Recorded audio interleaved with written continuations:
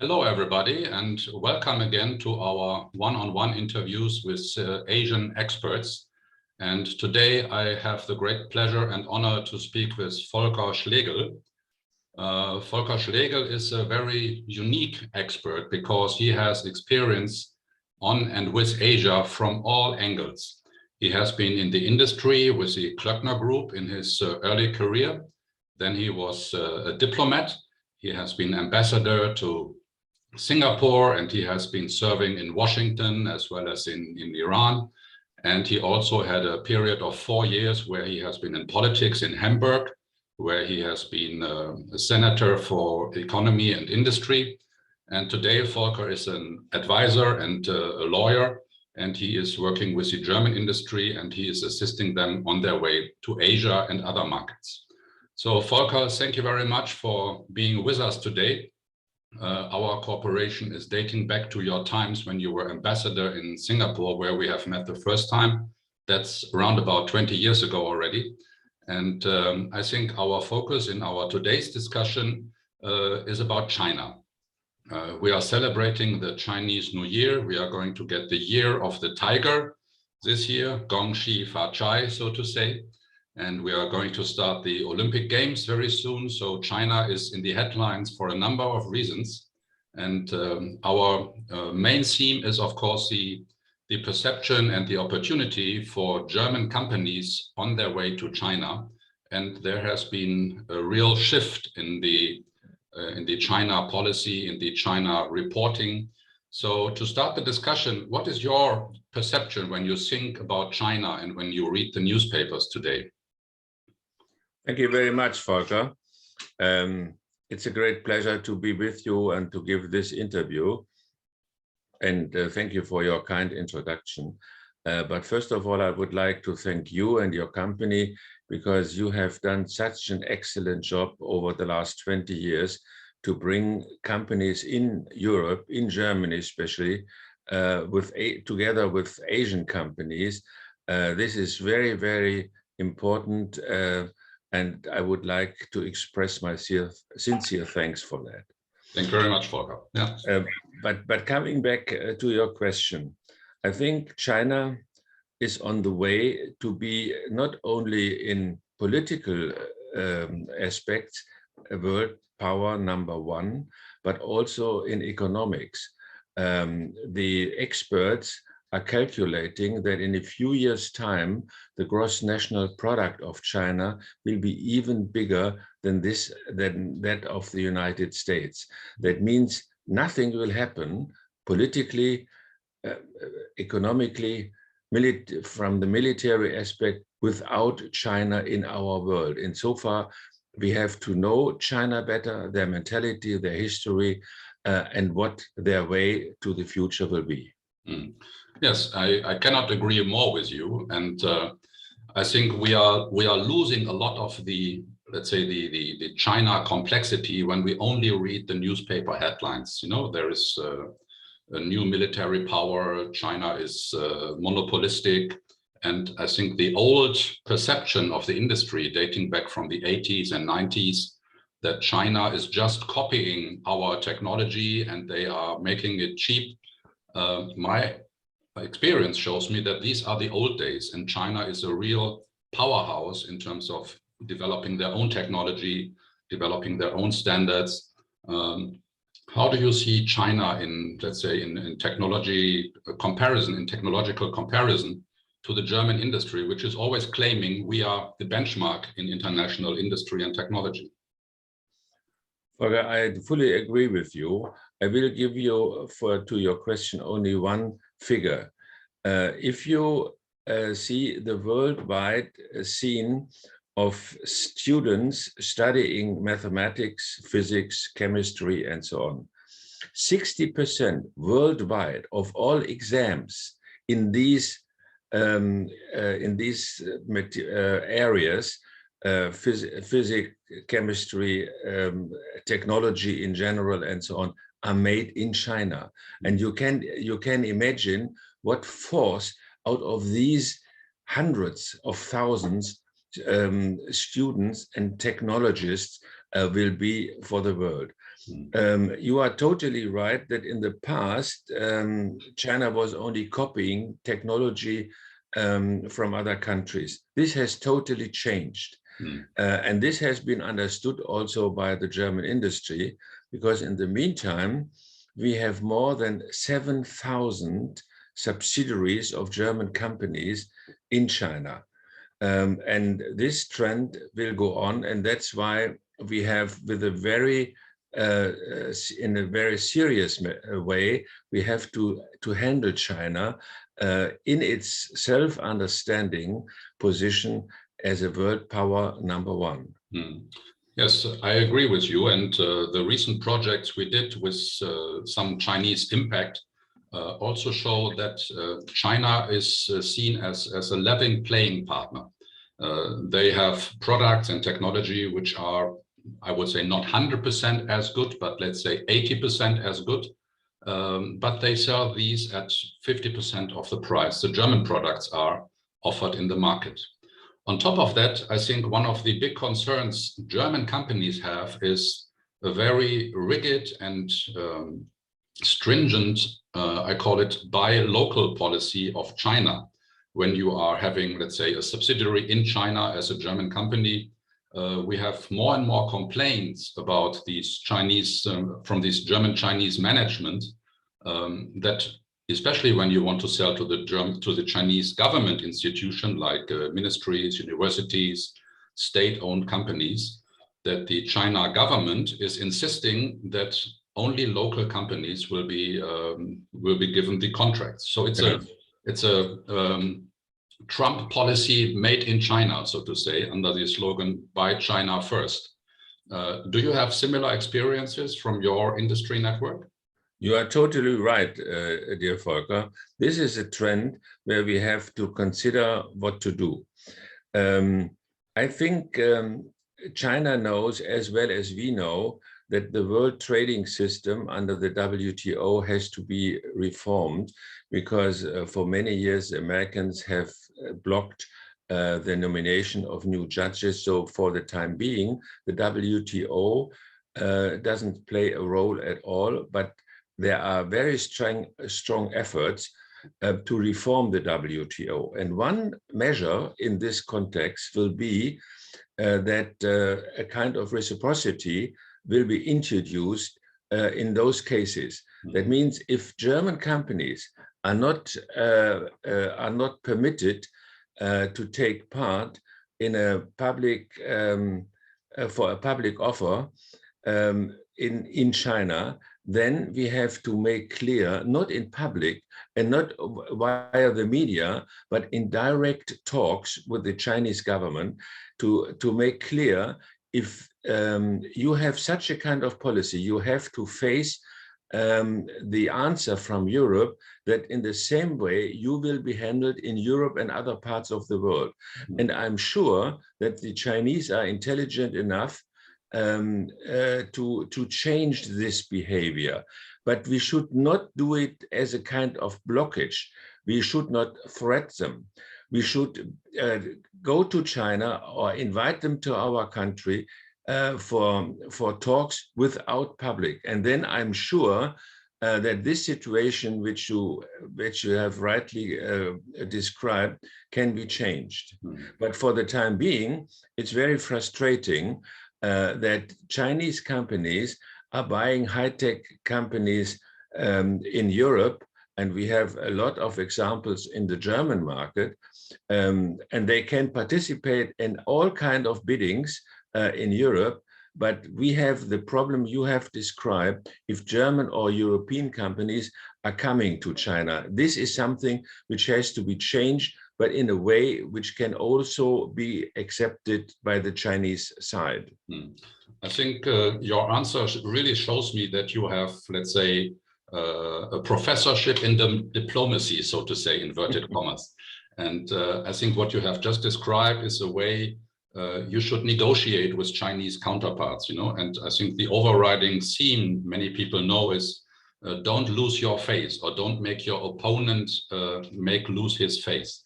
And I think we see a lot of newspaper headlines where China is publicly accused of, let's say, problems with the Belt and Road project in Africa.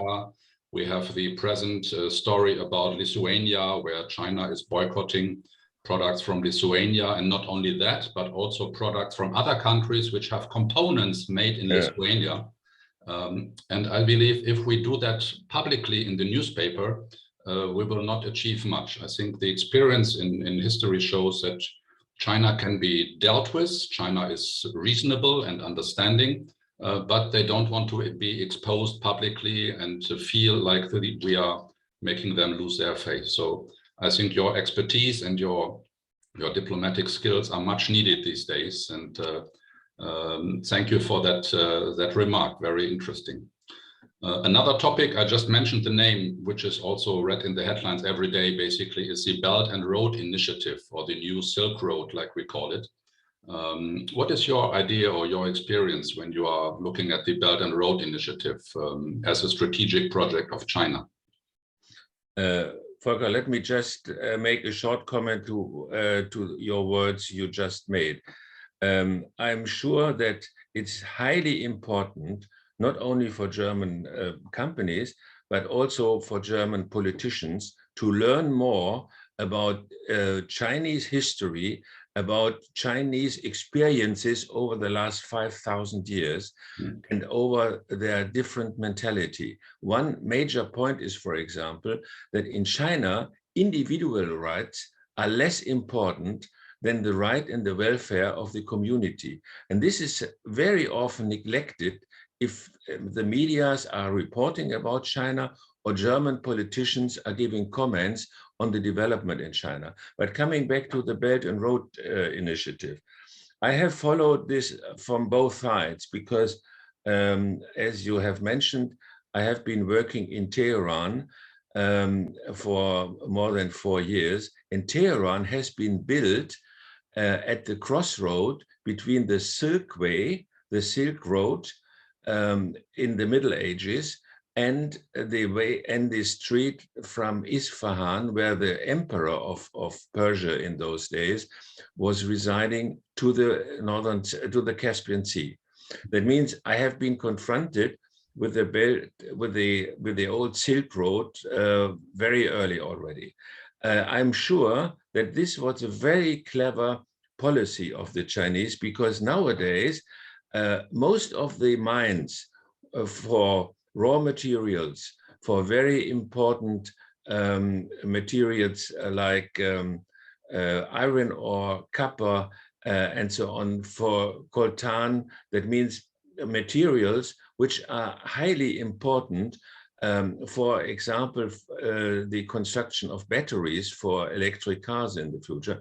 All this in Africa is more or less in Chinese hands, because they have given big grants to their partners in Africa, and when they couldn't pay them, when they couldn't pay back the credits, they said, no problem at all, give us for 100 years the rules over this mine, and you can wait with paying back your credit.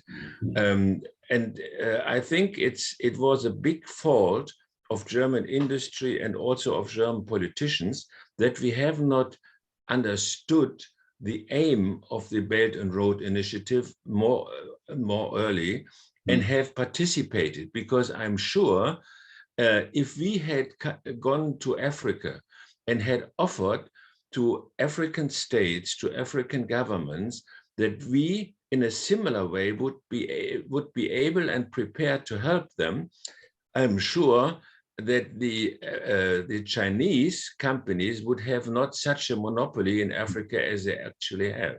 Yeah, I mean, this is a huge debate. You know, if you are talking to experts on China or people who are dealing with the Silk Road project, and I believe if you put yourself into the shoes of China, it's a very smart project strategically to make sure they have sufficient resources for the next 100 years of their industrial development.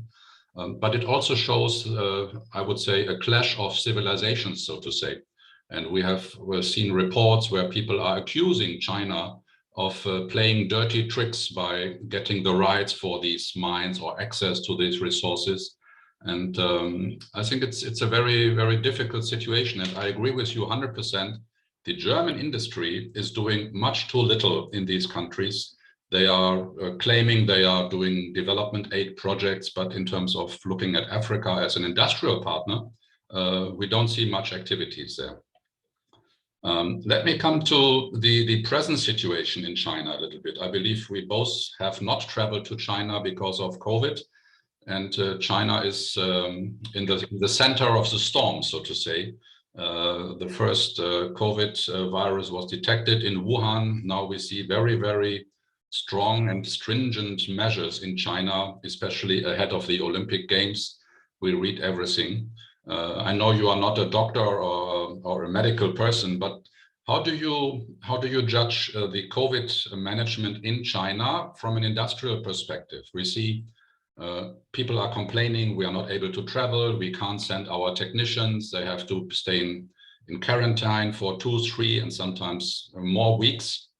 So China, if I look at it from the distance, is trying to decouple and try to be self-sufficient, so to say. Do you see that this is just the present situation due to COVID, or do you see a long-term strategy behind that? That China says, okay, we have learned enough now, we have your technology in the market, you have trained our people, thank you very much. And we see an outflow of expatriates in China. China doesn't seem to be very worried about it. What is your idea on the present situation on this subject?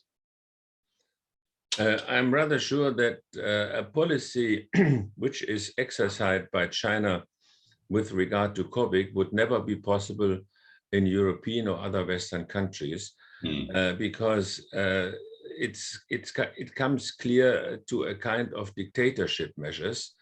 But we have to take in consideration that the Chinese people are much more used to authoritarian rules than we are. One reason is their history. Another reason is that after the Second World War, a few 100 million people in China were endangered to die from hunger because it was impossible to feed them. And this crisis could only be solved durch Mao and Deng Xiaoping later on by very hard authoritarian rules.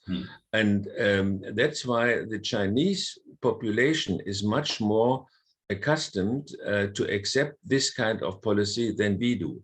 I think for China, with this huge population of 1.3 billion people, there is more or less no alternative than to react in this way, because everybody can imagine what will happen if the virus is expanded among 1.3 billion people instead of, let's say, in some European countries, a few million people.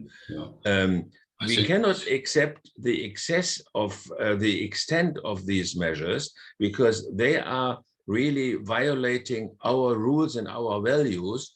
But we have to develop a kind of understanding why in China such things are happening. Yeah, I was also listening to another discussion, and it was really eye-opening. And the people were also accusing China of having too drastic measures in China. But then these experts said, look, if they don't do that, we would have seen millions of people dying by COVID, because the Chinese health system is just not developed enough to manage and treat so many infections. And that is also something which is easily forgotten when people are blaming China for being too rigid on this and too authoritarian. And I think this is now in our interview the second time you are referring to the history of China, and that we have to look back into their society and what they have been through over the hundreds and thousands years of history. And of course, this is something which people easily forget, that China was really suffering, and let's say the economic success story of China in the last 30 years is unparalleled, really. And exactly like you say, China was one of the least developed countries only 30, 40 years ago. And the story of how China managed to raise the economic output and the income of the people is really something which people should study before making a judgment on China. Coming back to the specific, let's say, German-China relationship, we have seen companies investing heavily in China, Volkswagen, or the automotive companies, but also machinery and engineering industry is heavily invested in China. Do you see that this will continue after the COVID crisis, or do you think there will be a consolidation in these efforts? Because especially if we look at the small and medium-sized companies, which is our clientele, we see that still many companies are not represented there yet at all. I think we have to consider what we have done in the past and what is necessary for the future. In the past, we had critics by politicians in the media against two authoritarian rules in China, in Hong Kong, and so on. And as you mentioned already, on the other hand, the Chinese market was very important for German companies. Volkswagen and Daimler are in the meantime producing or manufacturing and selling more than 40% of their cars in or for China.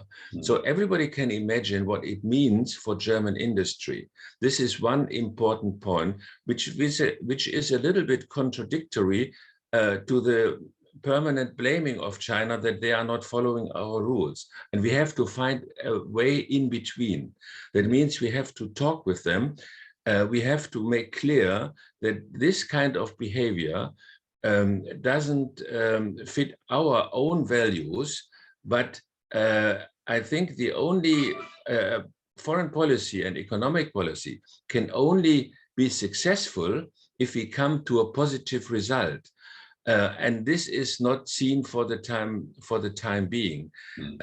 So I would like to say that it's necessary to have more intensive talks with China to make them to convince them what their advantages are in a very close and very confidential cooperation with German companies. And on the other hand, to make clear that we would be happy if in one or the other case they would reduce their authoritarian measures a little bit. And we have to take in consideration that the industry worldwide, not only in Germany, but also in Europe and in America, is dependent on the supply of chips. And China, in the meantime, because their labor is much cheaper than in other parts of the world, are more or less, they have a monopoly for the production, for the manufacturing of chips. So this is also something we have to consider, to have at least a certain amount of chip manufacturing units in Europe, and to talk at the same time with China for a closer cooperation, but we should never be as dependent on the supply of chips from China as we have done in the past. Yeah. No, that is definitely a very valid statement. And this is one, let's say, big token on the political discussion table. But it goes vice versa. China is also still depending on let's say, high technology components. Even though I would say it's reducing over time. China has a lot of their own technology now when it comes to telecommunication, satellite technology, drone technology. So there is something China is really doing on its own, and they are setting, in some cases, world standards. Another topic which I believe is very interesting, but also very little reported about, is regional integration in Asia Pacific. We have bilateral free trade agreements between Southeast Asia and China. Earlier this year, the new Regional Economic Cooperation Agreement, RCEP, came into force. And also there we see China is making new friends, and they are making new integrated partnerships where Europe is just looking from the sidelines.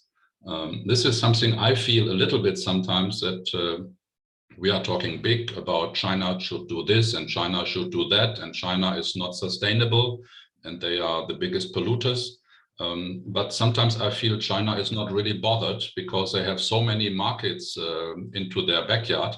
Talk about Southeast Asia, talk about India, Pakistan, Bangladesh, huge countries, and they are all integrating with each other. And Germany and Europe is not at the negotiation table, so to say. What is your take on that one? You are right. China is doing a very clever and intelligent policy in this regard. Let me give you one example. When I was in Jamaica is located the United Nations Sea organization. That means an organization which covers and doing a kind of research about the ground of the sea and which natural resources are located there. And China has built up in Jamaica an embassy of 500 people in order to get to know all the files, all the knowledge, all the experience this international organization is collecting in order to profit from that. Insofar, I think China is doing a very future-oriented policy, and this is done also with regard to their trade policy. I think we have been sleeping too long as far as Europe is concerned. We are talking and talking and talking and trying to change the European Union. The Commission is doing one proposal after the other, but that the world around us is changing is a little bit neglected. Yeah. And the ECP, what you have mentioned, is in the meantime the biggest free trade area of the world.